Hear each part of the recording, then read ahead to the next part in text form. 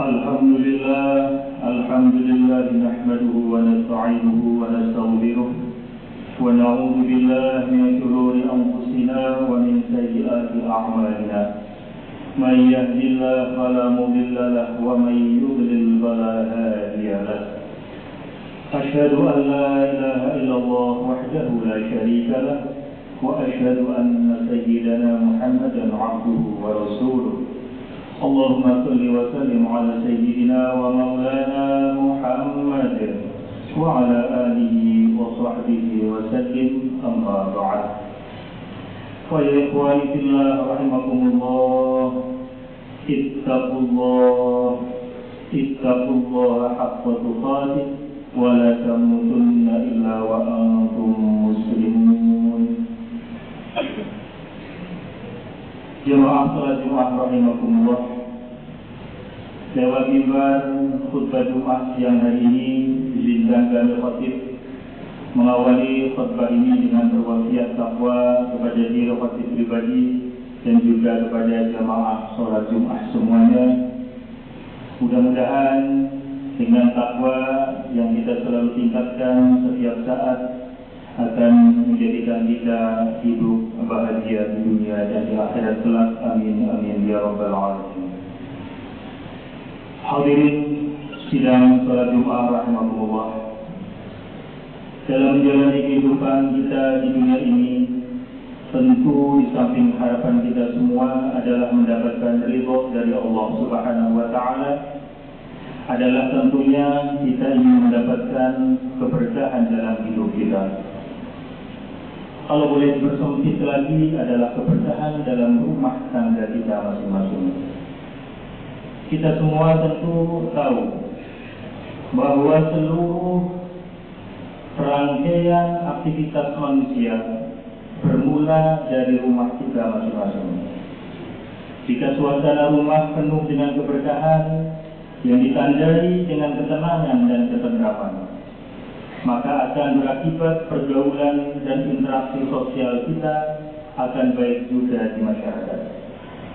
Sebaliknya, jika suasana rumah kita jauh dari keberkahan, ditandai dengan suasana rumah yang berantakan, tidak harmonis, maka dampak kurang baik juga akan terasa dalam pergaulan dengan masyarakat, baik itu kepada diri kita masing-masing selaku orang tua, atau juga berakibat kepada anak tercinta kita. Bisa kita bayangkan, jika dalam rumah tangga kita masing-masing bisa menjalankan bimbingan dan anjuran serta syariat yang telah disampaikan oleh beliau Nabi Muhammad SAW, maka kita akan menyaksikan ada seorang suami yang sangat menyayangi putra-putri tercintanya, seorang suami yang menyayangi istri tercintanya, seorang istri yang menghormati patuh pada suaminya, dan ada anak-anak yang memuliakan orang tua tercintanya. Betapa indah pemandangan rumah tangga jika dialami dengan hal tersebut. Tapi jika Allah Subhanahu wa taala sudah mencabut keberkahan rumah tangga kita akan menyaksikan betapa seorang suami akan tega menyiksa, menelantarkan istri dan putra-putri tercintanya, tidak pernah memberikan nasihat dan bimbingan agama kepada istri dan putra-putri tercintanya.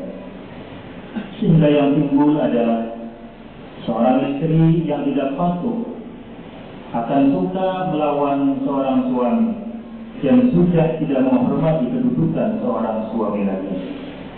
Dan juga kita akan menyaksikan bagaimana seorang anak sudah tidak memuliakan orang tua tercintanya lagi, dijadikan orang tuanya laksana pembantu, dan segala nasihat-nasihat orang tuanya tidak akan pernah mau didengarkan. Sebuah gambaran yang sangat menyedihkan dan menyeramkan buat kita semuanya. Dan itu adalah sesuatu yang bukan mustahil akan terjadi pada rumah tangga kita masing-masing jika kita sudah jauh dari syariat yang dibawa oleh beliau Nabi besar Muhammad Sallallahu Alaihi Wasallam. Jemaah salat Jumat rahimakumullah, rumah tidak saja menjadi tempat tinggal kita. Rumah juga bisa sebagai tempat untuk sholat, tempat untuk kita berzikir, tempat untuk majelis ta'lim atau pengajian, atau berbagai bentuk kemaslahatan untuk agama kita. Allah Subhanahu wa taala berfirman dalam surat Thaha ayat yang ke-132, A'udzu billahi minasy syaithanir rajim. Wa'mur ahlaka bis-shalati wastabir 'alaiha. La nas'aluka rizqan, nahnu narzuquk wal 'aqibatu lit-taqwa. Shadaqallahul 'azim. Yang artinya Allah taala a'lam bi muradih, dan perintahkanlah kepada keluargamu mendirikan sholat, dan bersabarlah kamu dalam mengerjakan sholat tersebut. Kami tidak meminta rezeki kepadamu, justru kamilah yang memberi rezeki padamu, dan akibat yang baik di akhirat kelak adalah bagi orang yang bertakwa. Selain kita dijadikan tempat untuk sholat agar rumah kita bertambah berkah dan kita sebagai penghuninya akan digolongkan sebagai orang-orang yang beruntung, maka manfaatkanlah rumah untuk sering digunakan sebagai tempat berzikir kepada Allah Subhanahu wa taala. Imam Al-Fudail bin Iyad berkata, sesungguhnya rumah yang disebutkan di dalamnya nama Allah Subhanahu wa taala, ia akan bersinar pada penghuni langit, sebagaimana lampu yang menyinari penghuni rumah di malam gelap gulita.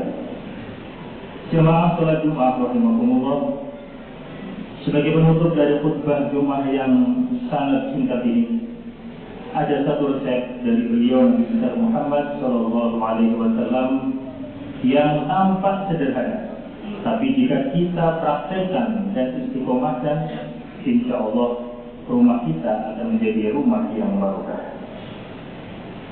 Ketika bertemu Abu Umamah, seorang sahabat yang umurnya baru 16 tahun, Nabi Muhammad SAW bersabda, wahai Abu Umamah, ada di antara manusia yang jika aku melihatnya hatiku menjadi sejuk, dan engkau termasuk di antara mereka.